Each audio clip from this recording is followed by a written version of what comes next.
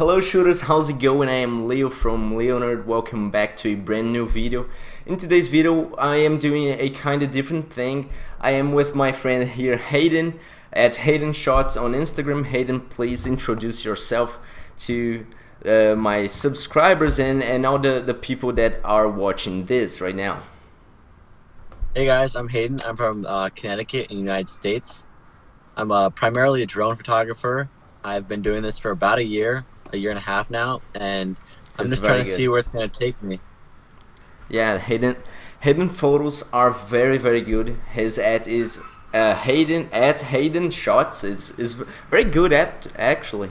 It's really straight to the point. I like that. Thank you. So Hayden, what do you think is the most important thing when shooting drone photos? Because it could be the framing, the lighting, maybe the location that impacts a lot in the shots that you take. So what do you, in your opinion, is the most important thing when taking drone photos? In my opinion, I'd say that a vertical panorama is definitely a very useful tool and is one of the most things that will make or break your image. It's basically when you take multiple images of the same in the same spot in the air, but you just tilt the camera at different angles, and then you can just stitch them together in Lightroom, which is really easy and really straightforward.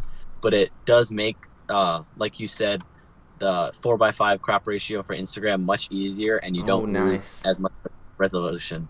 Yeah. So that's awesome because I always got this in my mind. How did these guys, you and other photographers that I've seen on Instagram, get the drone photo that usually is taken like a panel, 16:9 panel? How do they get this for the Instagram aspect ratio, which is actually 4:5? And I got myself like, do they crop? Is this a badass drone with a Yeah. very nice resolution? What do they it do? So it's very nice to hear that, because that was a doubt that I had myself. So it's very cool on how to know the how to do these things. And I think that YouTube is very game changing on learning these new things. Yeah. How did you learn? For the vertical panoramas, I've just learned over the years, but I've had many people help me along in the Instagram community and YouTube, like you said. And yeah, you just learn over time, practice. And so, yeah, you learn stuff like that, which is crucial and really makes or break an image. So everything I know about photography, I actually learned on YouTube or grabbing my camera and trying to get the photo that I wanted, even with no experience. I think that the best way to learn photography or this kind of stuff on filmmaking, photography, and content creation is actually to go out and do that, even though you know the theory in your head. Because I've watched 1,000 videos teaching me ISO, and then I took notes, and then when I got my camera, I didn't know how the hell I would maneuver my ISO. So I think it's a great combination to learn on YouTube and then apply on real life. What do you think about that? I totally agree. I think that, yes, to an extent, Instagram, YouTube, all those tutorials are very helpful, but the only real way is to go out and just experiment. I've Exactly. gone out dozens of times just knowing that I'm not going to get anything good, but it's just a learning factor and experience that's going to benefit you in the long run. And not actually about our topic, but I think that I see a lot of photographers do is not posting since the beginning. I think it's really important to post since the beginning, so you can see your progress over time. I have 2 pages on Instagram, and my older one I got posts from 2013. So I just kept posting and kept posting. This new one I just got the best ones. I make a more sophisticated selection. But I Yeah. like to do that because it's actually your portfolio. You show people like I was in this level and now I'm here. So I think that is a thing that everyone should do actually. I think, yeah, I think that's huge. It's just being able to look back in time and look to see like what you came from, how little experience you knew, and how like not bad, but how much you've learned in that time. And yeah, it is really cool just to look back and see where you've come from. Absolutely. I love to. I go over like super big photographers and filmmakers. Like, do you know Sam Coder? Oh yeah. I went through his Instagram. I went to see the first photo he took because I went to learn. It's a learning curve because you see that those guys that are here today they didn't start here. So that's very cool, and I see many people comparing themselves to bigger photographers, but they didn't actually see their progress from the bottom. Their photos back into 2010. When Instagram was getting kind of started. I think that's very nice. Yeah. How to properly expose your drone shots? Do you get them purposely darker or brighter in order to edit to preserve dynamic range? What do you do?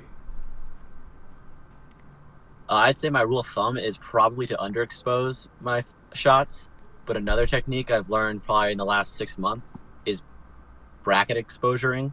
And so that's when you take in the same spot in the air, you take one shot, one stop below, one right in the middle, and then one overexposed by a stop.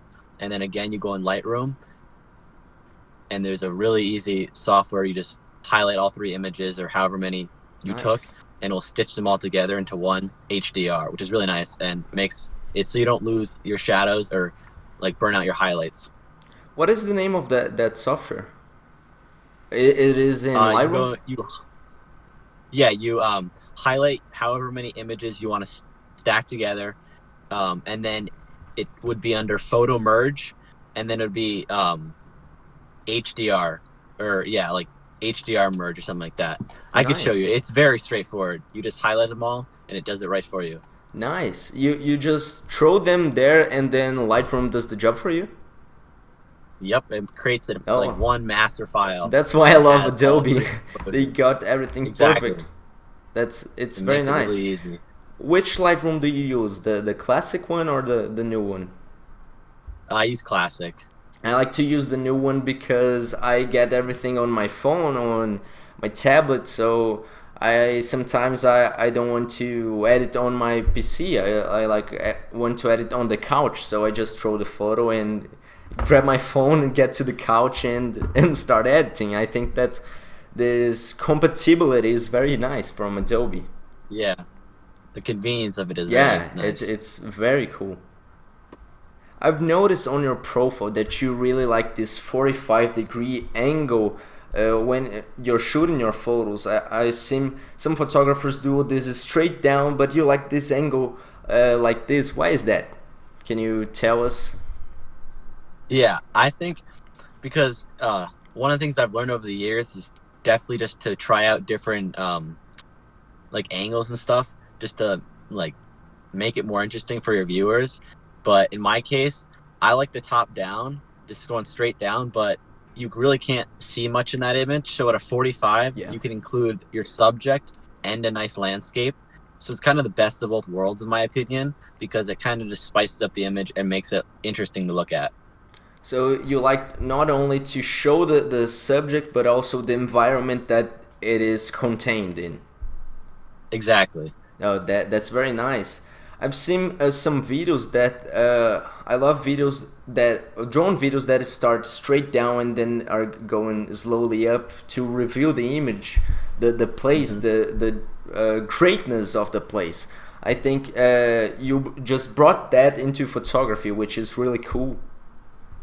Yeah, it's definitely, you have to change up your like flight. If you're doing video, you change up your flight paths, you change up how you maneuver your camera and stuff like that, because after so many of that same flight path you pan up, it gets a little boring. So you do just change it up, and it really makes the video interesting to watch. Yeah, nice. You also do some videos, don't you? Yeah, I haven't done as much as I'd like to, but yeah, I'm getting back into it for sure. Okay, I'll link your channel in the description. Yeah, I haven't posted anything on YouTube in a while, but I might be making a TikTok soon. I'm not sure yet. Nice. I got a TikTok. I'll also follow you. We can do Uh, collabs there I've too. yeah, I've seen a lot of what? We can actually do collabs there too if you want. Exactly, yeah. It's really nice. I love that like whole platform. I've seen a ton of people blow up on it, and it's really cool. How do you make the photos? You talked about it earlier. How do you make them 4 by 5 to Instagram? Because usually drones shoot like this on 16 by 9. My drone actually it doesn't flip the camera, and I saw that some drones like the Mavic Pro version 1 it flips the camera, so you can get a vertical photo straight from the camera. Does your drone do that, or is just that thing on Lightroom that you told me earlier? Because with another camera you just do this, and if your drone camera doesn't do this, what will you do? What is the way out? Yeah, so right now I'm using a Mavic Air 2, so that Nice. does not have it doesn't have the vertical like switch setting. Only the Mavic original does. So instead, to compensate for that, I do a vertical panorama. So I'll keep my drone in the same spot in the air, everything the same. The only thing I'll change is the actual degree of the camera. So I would shoot one below my subject, right at my subject, and then one a little higher. So then I could create my 4 by 5 in Lightroom and not lose any resolution and gain some actually, which is definitely a huge benefit. That's actually a genius solution to that problem. And I just bought a Mavic Air 2 too. It still didn't arrive, Oh, but really? yeah, I sold my Spark and Phantom 3 and bought that. And I think I didn't actually got very good at drone photography, and with the Mavic I want to get very good at filming with it and shooting photos with it. I might Yeah, ask the you Mavic Air. some more questions as well. Yeah. Um, I mean, just going off the Mavic Air 2, I think that is definitely a really good, like, not just beginner drone, but also middle of the pack drone because it does offer very good video and stills. The only thing it doesn't have is the 1-inch sensor, but we don't, not everyone can even notice it. It's a very Yeah. small, uh, yeah, it's not very noticeable or a massive deal, but I'd say the Mavic Air 2 is definitely a really good drone for people that are just trying to get more serious about it and up their game in the photography sense. Yeah, it this thing about the sensors, the technology is getting so good that phones with little sensors they get very good photos that sometimes you don't even know which one is a camera photo and a phone photo. Just if you zoom in, that's actually insane. And I see you saying that it's not really a big deal that the sensor is smaller because the quality and the all the megapixels, the resolution is getting very good. Yeah, That's like awesome.